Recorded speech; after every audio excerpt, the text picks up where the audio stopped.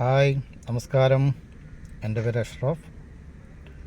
ഞാനിന്ന് ഇവിടെ ഒരു പുതിയൊരു വീഡിയോ ആയിട്ട് വന്നിരിക്കുന്നത് ഡ്രൈവിംഗ് പഠിക്കുന്നവർക്ക് മാത്രമുള്ളതാണ്. അപ്പോൾ ചിലർക്ക് കൺഫ്യൂഷനുണ്ട്.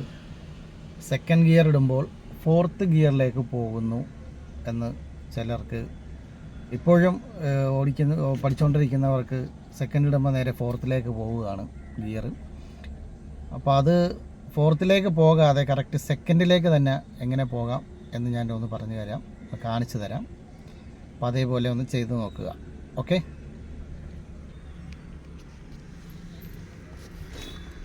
ഇതാണല്ലോ ഗിയർ ലിവർ. അപ്പോൾ ഗിയർ ഇടുമ്പോൾ നമ്മൾ ആദ്യം ക്ലച്ച് നല്ലപോലെ അമർത്തി ചവിട്ടിയതിന് ശേഷം മാത്രമേ ഗിയർ ലിവറിൽ തന്നെ കൈ വരാവുള്ളൂ. അപ്പോൾ ഇതിൻ്റെ ഫസ്റ്റ് ഗിയർ ലിവറിൽ പിടിക്കേണ്ടത് ഫസ്റ്റ് ഗിയർ ഇടുമ്പോൾ ഇങ്ങനെ ചരിച്ച് പിടിക്കണം. ഞാനിപ്പോൾ അത് കാണാൻ വേണ്ടി ഞാൻ കൈ ഇങ്ങനെ പിടിക്കുകയാണ്.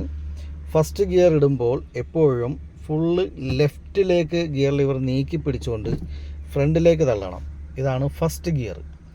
ഫസ്റ്റ് ഗിയറിൽ നിന്ന് സെക്കൻഡ് ഇടുമ്പോൾ ഈ പറഞ്ഞതുപോലെ ഫോർത്തിലേക്ക് വീഴുന്നു എന്ന് മനസ്സിലാക്കാൻ, ഫോർത്തിലേക്ക് പോകാതിരിക്കാനായിട്ട് ഞാൻ മനസ്സിലാക്കി തരികയാണ്. ആദ്യം ചെയ്യേണ്ടത്, നിങ്ങൾ ന്യൂട്രലിൽ വരിക.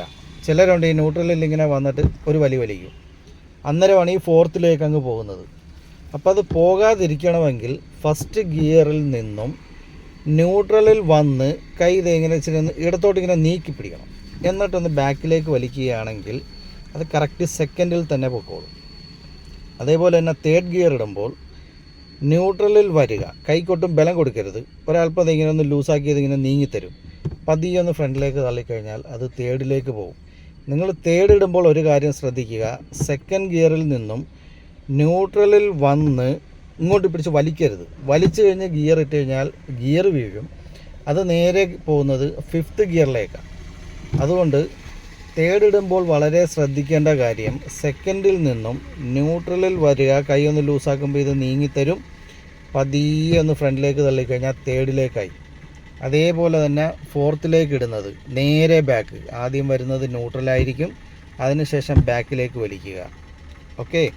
അതേപോലെ തന്നെ ഫോർത്ത് ഗിയർ ഇടുമ്പോൾ ഫോർത്ത് ഗിയറിൽ നിന്ന് ഫിഫ്ത്തിലേക്ക് വരുമ്പോൾ ന്യൂട്രലിൽ വരിക, അതിനുശേഷം ഫുൾ വലത്തോട്ട് നീക്കി പിടിച്ചിട്ട് ഫ്രണ്ടിലേക്ക് തള്ളുന്നതാണ് അഞ്ചാമത്തെ ഗിയർ, അതായത് ടോപ്പ് ഗിയർ.